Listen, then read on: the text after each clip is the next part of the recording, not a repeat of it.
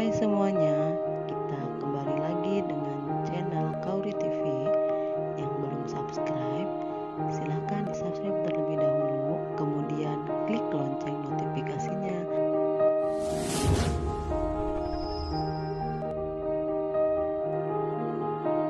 Inilah kisah Kenshin, seorang pemuda kaya yang menyamar kerja sebagai cleaning service.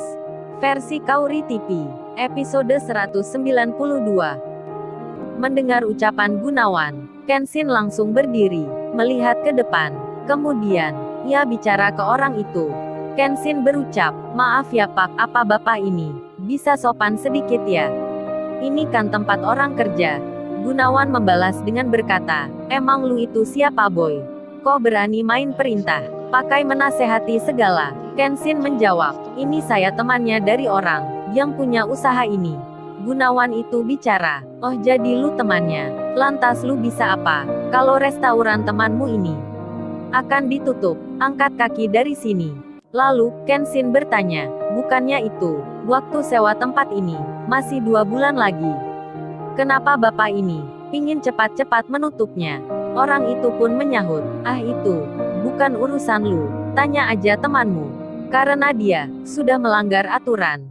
"Maksudnya apa itu Pak?" Kenshin memancing. Ia ingin tahu sendiri, seperti apa orang ini.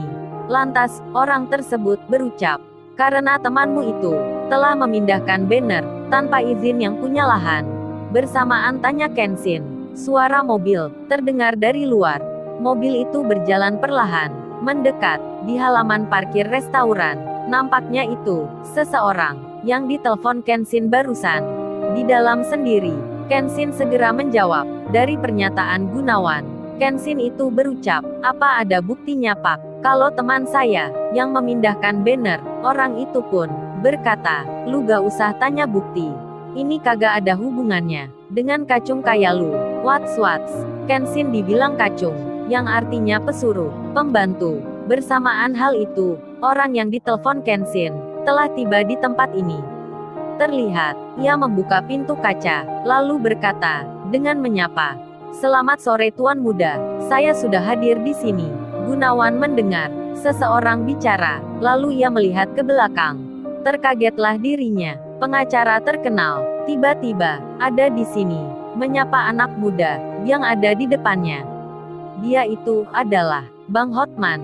Tak hanya Gunawan, Rena, dan juga karyawannya menjadi heran. Semua tak menyangka jika Hotman Felis, yang biasa ada di TV itu, datang ke tempatnya. Bahkan, dirinya datang atas permintaan Kenshin. Gunawan itu pun rada keder melihatnya. Lalu Kenshin bicara, "Ini ya Pak, ada pengacara saya, menyangkut soal perlunya bukti. Silahkan tanya ke beliau." Bang Hotman itu pun melihat Gunawan. Lalu ia berkata, Bang, bukti itu perlu. Apalagi masalah perjanjian sewa tanah kayak gini. Seseorang itu kagak bisa langsung saja sepihak memutuskan tanpa disertai bukti yang jelas. Contohnya seperti ini."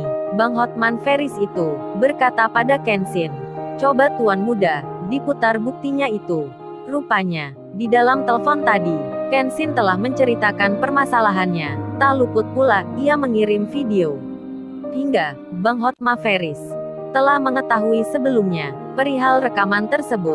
Kenshin pun memanggil salah satu pegawai restoran untuk menyalakan televisi, dan juga memutar video rekaman yang direncanakan sebelumnya. Detik-detik waktu berjalan, video itu akan diperlihatkan. Rena masih ada di belakang Gunawan. Pandangannya fokus ke depan, melihat apa yang dilakukan oleh pegawai restoran itu. Televisi pun terlihat menyala. Bang Hotman segera bicara. Saat video tampil di layar, ia menunjuk Gunawan.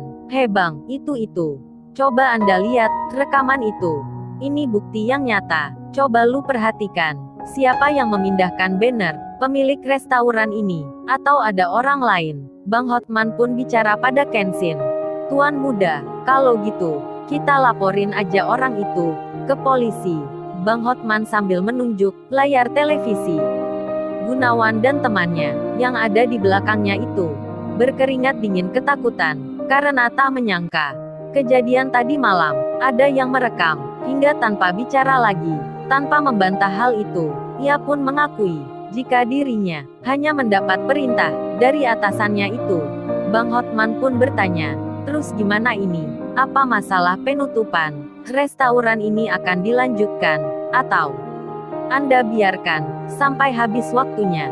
Gunawan itu menjawab, nanti saja Pak, saya telepon dulu bos saya. Bang Hotman menyahut, oke lu telepon bos lu. Mau dilanjut silahkan, mau dibiarkan juga silahkan. Lu katakan saja pada bos lu. Bang Hotman, pengacara dalam dan luar negeri, siap meladeni, kapan saja, dan di mana saja.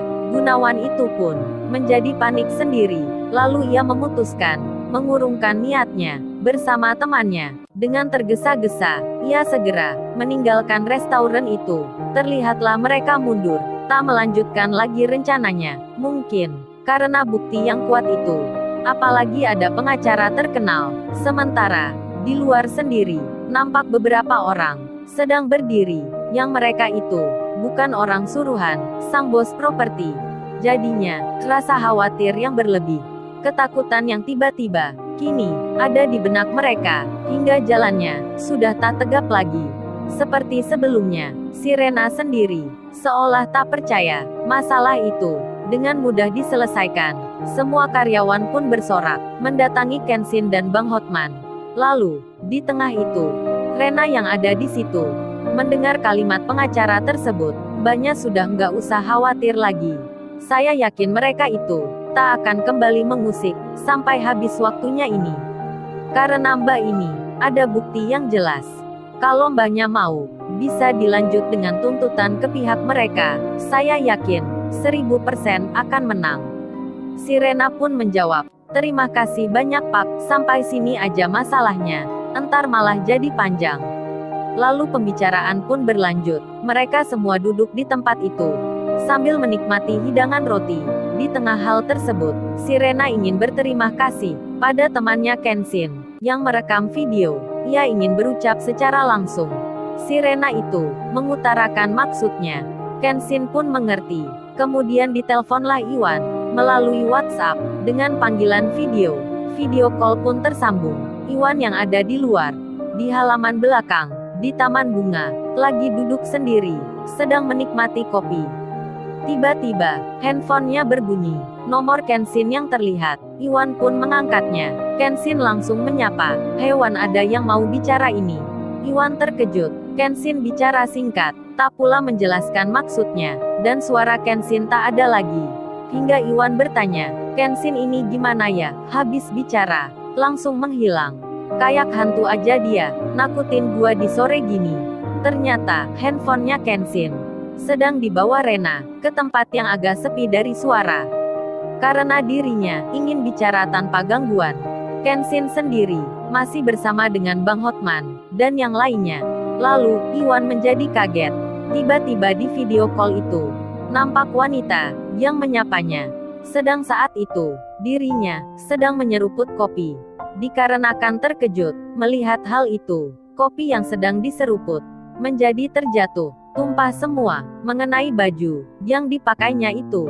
Si Rena pun tersenyum, tertawa kecil. Lalu, ia bicara, "Maaf ya Mas Iwan, saya ganggu bentar waktunya. Saya ini Rena, temannya Kenshin, yang punya usaha roti. Makasih banyak ya, karena Mas Iwan, tempat usaha ini jadi masih bisa berlanjut. Sekali lagi terima kasih ya Mas Iwan." Iwan pun tak mengerti. Lalu ia bertanya, "Maksudnya apa ya Mbak, saya kurang paham."